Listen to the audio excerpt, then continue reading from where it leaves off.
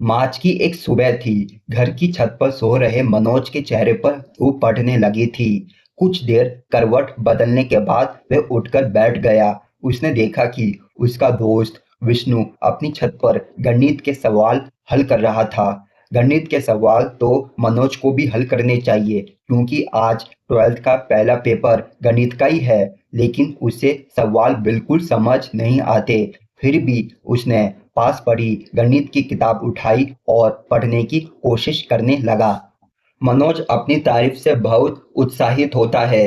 इसलिए जब उसने देखा कि उसके घर के सामने के कुएं पर मोहल्ले की महिलाएं पानी भर रही हैं, तो उन्हें प्रभावित करने के लिए वे छत पर टहलते हुए गणित के सवाल ऊंची आवाज में पढ़ने लगा। महिलाओं तक उसकी आवाज पहुंच गई। एक महिला उसकी तारीफ इशारा करते हुए बोली, हमारो मोड़ा बिल्कुल ना पड़त, एक मनोज है, रात भर छत पे लालटेन से पड़त रहतो।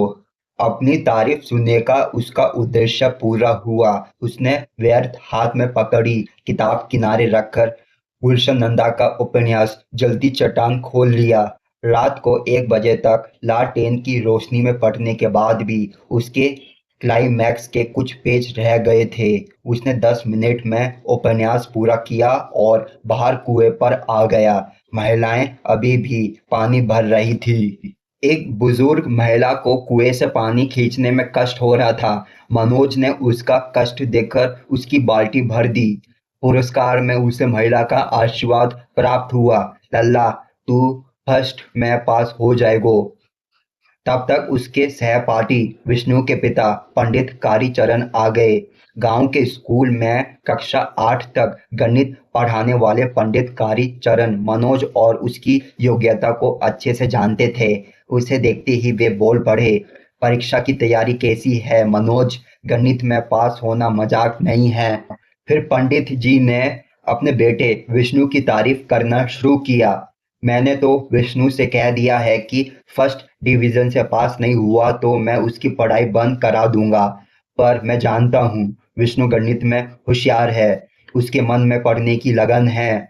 मनोज इस अच्छाई को नकार नहीं सका। उसने पंडित जी की मदद के उद्देश्य से उनके हाथ से पानी की बाल्टी ले ली और उनके साथ साथ चलते हुए उनके बेटी की तारीफ की। ताऊ, विष्णु जैसा होशियार लड़का तो पूरे जिले में नहीं है। मुझे तो पूरा भरोसा है कि वो इस बार जिले में फर्स्ट आएगा। ये कहते हुए मनोज की आंखों के सामने उसके पिता की धुंधली छवि आई और फिर अचानक विलीन हो गई।